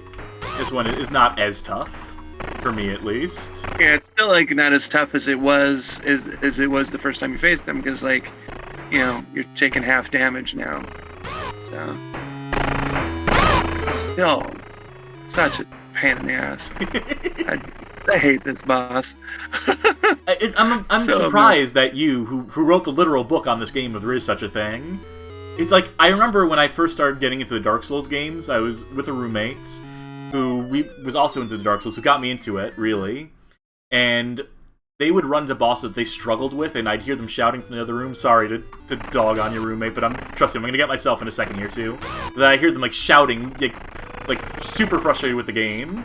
And then I would get to that same boss, and it would be like, oh, I beat him the first try, super easy, no trouble with it at all. And then I'd run to, like, apparently some very easy boss, and just, like, get, like, super stuck on it, and they'd feel the same way about me. Like, how are you fucking struggling against this? Like, this thing I beat on the first try? So I guess that, you know, different folks have trouble with different things, I guess, is what I'm getting at here. That pain is relative. Speaking of pain, this is the final Vietnam flashback.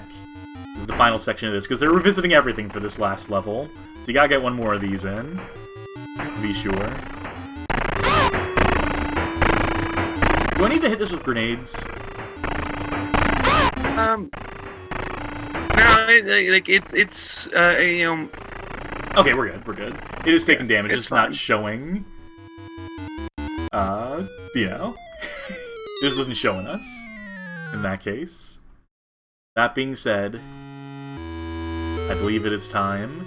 The final showdown.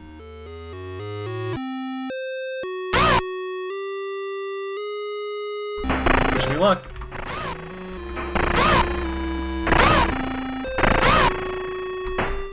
Oh, get back here. I really wanted to kill him like 2 seconds flat, but he didn't cooperate. There we go, that's the final boss. But wait, I did promise a secret. One more boss! Alright, phew. Alright, we took care of that. Alright, where's Jimmy? Clearly there's a secret portal in this room somewhere. We'll just find that, then we'll be whisked away to the ending momentarily.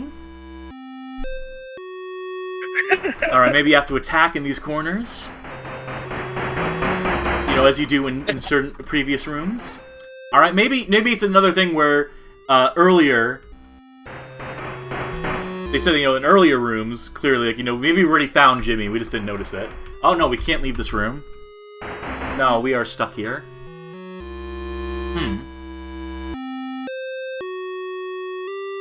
Lantern, maybe he's in a dark corner. Jimmy, where are you? It's quite a pickle. I guess that's the game. I don't know if there's... They've had to program an ending into this game, clearly. So, Death Ferret saying, I see what you're doing here. Alright, before this bit gets old, as if it's not already old, let's rewind here a little bit. Let's maybe, see what could have gone differently here. Let's not stab this apparition this time. Hey, happy ending. There we go. So yeah, you can totally kill your son in this game. You can totally murder this 9-year-old boy and render the game incompletable. So, if there is a wiki, some sicko wiki that a captured son, Jimmy Cobb, that tracks instances where you can kill kids in games, this is one to put on the list, to be sure. Choo-choo mouse, flying bats.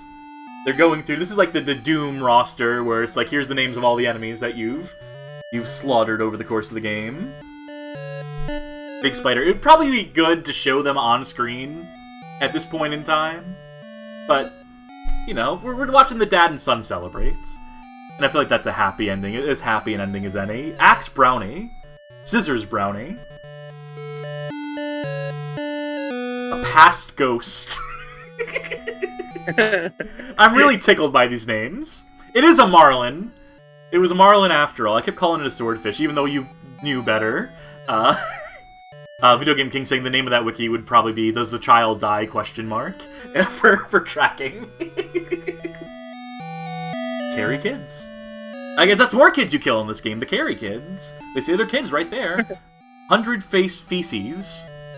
Yeah, I don't know what's the deal with that. Like that, the Japanese name of that ghost is 100 Faces Atrum, which Atrum doesn't mean anything either. But it's supposed to be like the 100-face ghost, and I don't know where. And it's only certain builds of the game where it calls the ghost that, like 100 Faces Feces for some reason. But well, other builds of the I game have, clearly. call it 100 Faces Atrum. This is the staff roll. No one's catalog. This game has no Moby Games page currently, and I'm not going to be the one to add it. Let me get into my Moby Games drama. All right, the motherfuckers. No, it's hard to get stuff on Moby Games. This is known. This is well established. It's hard. The approval process and the acquisition. It's just, someone should add this game though. It's just not going to be me. FM7 PC 8801. Nice syntax error. Special thanks to syntax errors in this game. Someone's got to shout them out. Someone's got to acknowledge them. And that is the game. The end. That's a cool hour and 36 minutes.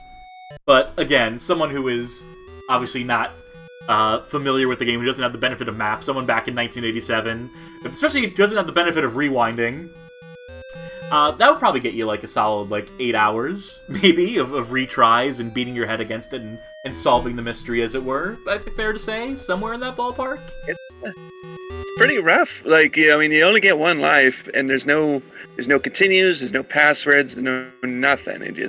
You got to beat it from beginning to end. So it is pretty rough in that regard. But all told, yeah, it's very generous with healing items, and it gives you plenty of lamps and other items to where you can't put yourself in an unwinnable state, which is a very rare thing for a game. Except for that final screen. That final screen, you can put yourself in an unwinnable state. If you murder your own child. Yeah, but I feel like if you murder your own child, then maybe you deserve to lose. Yeah. The world famous IC saying, was this game based on that Japanese movie House with a cat on the cover? No, we did a bit earlier where, it's funny because this is based off of, I don't know if I properly explained this before, but this is based on the 1986 movie House, which is an American horror comedy, but there was already a movie called House that was very popular in Japan, as this movie went on to become. This House became very popular, which is why it has the Japanese exclusive MSX game. But, the previous House, the 1977 House, the Japanese-made House with all the haunted house, which, again, just confuses the issue even more. They're both haunted house movies, for Christ's sakes. Anyway, the point is that this movie got rebranded in Japan as Goblin to try to differentiate it from that other house. Which is why the full title of the game is Mashō no Yakata Gabalin, and not just House! And why this is translated as Evil Mansion Goblin on this title screen here. But yeah, it definitely confuses the issue a little bit, needless to say.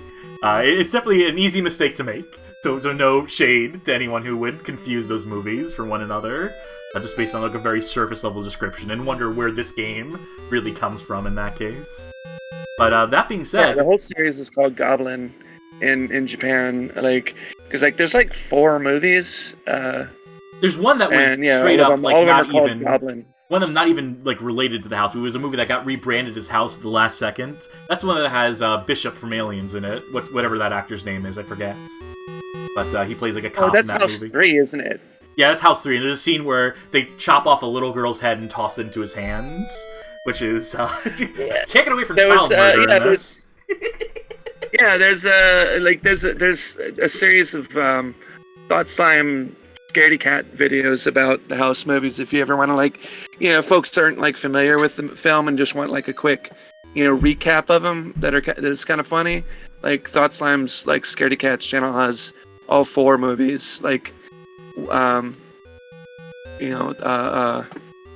up like that. Except Thought Slime it does the thing where compares the first one to Evil Dead 2, which is weird. If there was any influence between them, it'd be the other way around because House came first. Yeah, but chronologically, House didn't rip off Evil Dead 2. So I I do want to, because we are at the end, I do want to ask you real quick just to give your thoughts on the game. Now we've seen it through, like where you would rate it in the echelon of horror games, of games that you've played.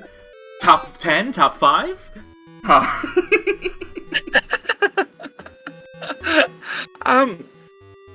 I mean, I think it occupies, roughly in the same area as like Dr. Chaos.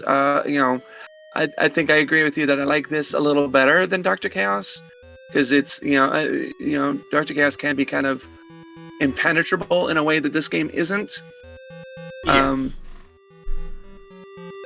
But I think, but it's very obvious that this game was kind of a rough draft of the ideas that became Dr. Chaos, which is a much more polished game. It has a lot of really interesting stuff with the combination of adventure game elements with platforming and all that sort of. So you appreciate this game more as a foundation for that, is what you're sort of getting at, I feel. Yeah. And I think it was, like, and it was just kind of their way of like kind of stepping away from like being like a questionably licensed house game to something that would be more of their own original content, even though it basically has a lot of the same elements. I should mention that after Dr. Chaos, they did continue until like 2008. They stayed around as a studio. They made the Zero Pilot series, which is a series of I believe it's World War II centric, like fighter pilot games. There was like an entry on PSP. There's a bunch of entries that basically became their bread and butter for a while. So they did get their like popular license off the ground. They did commit to that series for a period of time. And I think their final game was a DS game in 2008 called My World, My Way, before they ultimately folded. So they did eventually like they did get away from the license stuff for whatever it was worth. But, and it kept them around for another decade or two, where, I forgot how numbers work, 3 decades. 1987, 2008, 30, no, years, wait, 20. Yeah, like 20 years. Yeah. Something. Numbers. 10 here or there, who's to say. By the way, how many times has Big Ben captured Jimmy here without Roger Cobb doing anything? This game could have been avoided if Roger just, like, on this title screen, like, went ahead and, like, did something, anything. He's just sitting back while his kid gets kidnapped over and over again. It doesn't really strike me as Father of the Year material, truth be told. And I'm going to give my thoughts in a second, too. I'm going to shift to the epilogue screen now. Get away from the game, so I can give my sort of final thoughts here as well. I like this game a lot. I like it more than Dr. Chaos. I think even if its foundation, even if these are ideas that got extrapolated on, I think it maybe goes a little too far in a few places. I think aesthetically it's a way more interesting game, Dr. Chaos. I think in terms of like variety, there's more to it even than this. Even as this, like toggles between two different gameplay modes, and Dr. Chaos does that too, where it has the first-person sort of exploration screens as well as the side-scrolling stages, as well as it does a bunch more stuff. Like, granted, but I still think there's a charm to this game. And I'm really glad you introduced me to it because, again, it's right up there with, like, and being, like, a classic Japanese computer game, something that was locked in that region for so long. It did get its translation, but, like, who knows about this translation? Who's even heard of this translation that exists for it? And much less, like, documented the game in any capacity the way you did. So I feel like shining a light on these games that, maybe it's not the best game I've ever played. I've certainly played a few better. Drake of the 99 Dragon comes to mind. One of my favorite games. But, even still, there's a value to looking back on this stuff, especially, like, people who are fans of the movie, for example, right? The whole franchise would probably love to know that this game exists. It's a little bit of kitsch, and, the fact that it does such deep pulls from the movie, from the lore, from the compendium, from like, the monster guidebooks and stuff, like, clearly there's passion behind this. People who made this game, Marionette, were clearly inspired by the movies more than just to make the game, but to see that resonate through their future games as well is, just like a really interesting sort of like, deep dive sort of thing, something you can like research, something you probably dig into and find a whole bunch of like different tangents and leads that stem from that. But overall, there's obviously changes I would make to this game if I had the capacity to, but I wouldn't stray too far from it. I think they had a clear vision for it. I think they committed pretty well to that vision. I think they came as close to realizing it as the MSX was going to allow them to. yeah, not a bad game, as it turns out. Despite featuring on the Bad Game Hall of Fame, that is the curse of branding our channel in this way, unfortunately, is that people make assumptions about it. Again, you put the word bad or kuso in the name of your thing. I'm not going off on another tangent on them again. I'm just saying that when I swear, no, I'm just saying that when you brand yourself in a certain way, there's certain games that you feel like almost reticent to cover in some capacity because you don't want to necessarily put the stink of that term on it, right? Which is why it was like a little hard for me. Like I made some headway on the article, but I don't know. There's definitely like a story to tell with like their development as a developer, marrying its early stuff. Building up to this, getting into the movie, so I may well still commit to that, depending on if people in the chat who have feedback to this video, maybe they'll say whether or not this necessarily should get the article treatment, or if there's, if that might put a negative connotation on it that doesn't necessarily deserve. And I think we've explored it pretty thoroughly here as well. At the very least, I feel like y'all's branding, like the Bad Game Hall of Fame one, is more about like. It from my perspective, like reading your articles and stuff, it seems like y'all's kind of thing is like kind of giving a fair shake to games that are maligned as terrible, and so, and that's why I suggested this game to you in the first place. No, absolutely. I just feel like like it's almost like what reputation does it even have in the first place was almost like my concern about it. Just like, if this is the first that people are hearing about it, I would give it the most benefit of the doubt as possible. I am seeing people saying, yes, write an article, which is always reaffirming. And again, I want to write the articles. I want more people to know about this game. I'm just sort of like, I worry, I get in my own head, I guess, like an anxiety about when I cover a game, how do people perceive it? So that's just me, like, worrying myself more than anything was sort of my concern. But if, again, people expressing interest in it, and yeah, having gone through it, having played through it again. Stop it, Cass, someone says. Alright, well, I guess we're gonna wrap up the stream then, and I'll shut up now. That's not what they meant. But you know what I mean. You get what I'm getting at here, folks. I'm just some goofball writing articles on the internet, doing streams more regularly now, bringing on guests, happy to have them, happy to have discussions about the game, relevant to games in general. I do want to thank you again for accompanying me through this haunted house, Rani. I literally could not have done this without you, because 1, I wouldn't have heard of the game, 2, I wouldn't have had the guides, 3, I probably wouldn't have covered it without an extra voice on it. So thank you for all of the above, and for all the work you do as well. And if you wouldn't mind plugging yourself... maybe we could do Psychic City in the future. I would certainly be down for that. I'd absolutely be down for that. And in other associated titles. In the right way, you can play... Yeah, you can probably get through the game with a walkthrough, and I'm still working on putting one like that together. I've seen Japanese playthroughs of the game that go from beginning to end in about an hour and a half, so, Which is about how long it took us for this, too, so... Yeah. So the whole game is built in basics, so there's only, so much to it. Maybe we could also do, Kutanoken Violence Gekiga Adventure, but that's kind of stretching it, because I think that very few people would consider that even a bad game. It's the PC 8800. Your catalog though of ROM hacks, that's a veritable well of stuff to pull from. If we're being honest, like fucking Ricky Garfield, the other Kutanoken game. No, there's absolutely stuff to do. If you would not mind coming back, I would be happy to have you as we cover some more of those games. Oh, you could get me on my bull. About Hydlide. I love Hydlide. As do I. As people who've read the virtual Hydlide article will know that my love for Hydlide runs deep. I've been mocked for my love of Hydlide by certain users on certain Giant Bomb blogs. I've seen someone who said I was brain poisoned by Hydlide for being positive about virtual Hydlide, and they're right. They're not wrong. They're correct. But that's again. Story for another day. I do hope that you can plug your stuff. I'm surprised you didn't give a shout out to my Hydlide rebuild. It wasn't out when I wrote the article. When I wrote the article initially, your ROM hack was not out just yet. I think that was 2018. Oh no, I'm just saying when you were talking about my ROM hacks in general. Oh yes, I should have mentioned that as well. You have over. You have feels like 50 plus ROM hacks at this point. So oh, much more than that. Yes. More like 250, something pretty close to 250 at this point. Well, where can people find them, Rani? Well, I have an itch.io profile and I have a Ko-Fi profile. Ko-Fi is where you're gonna find the most stuff. That one has a couple hundred packs in that one, and then the itch.io is mainly for like larger projects like the Hakuto no Ken games, the Highlight. I did a hack of Mad Max for the NES where like I replaced all the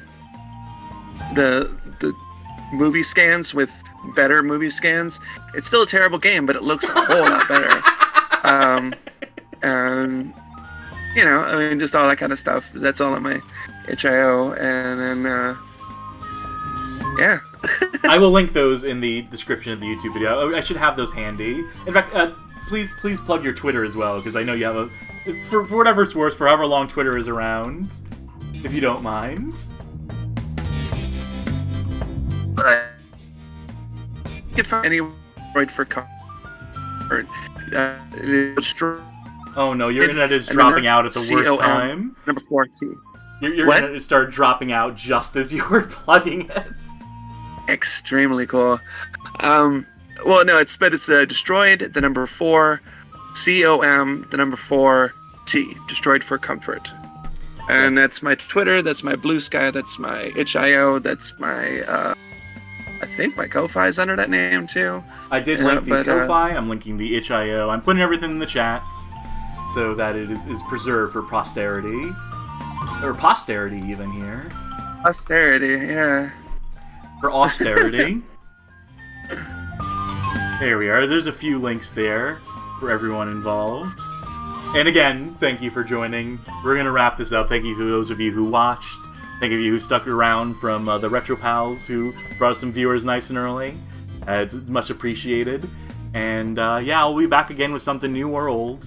Something in time. I'm always playing something. Sometimes I'm writing about stuff too at badgamehalloffame.com. But I got a couple more stream ideas I really want to get to as well in the near future. And again, expect more guests in the future. Expect Rani back because this was a blast. As I said, genuinely thank you again. And yeah, bye!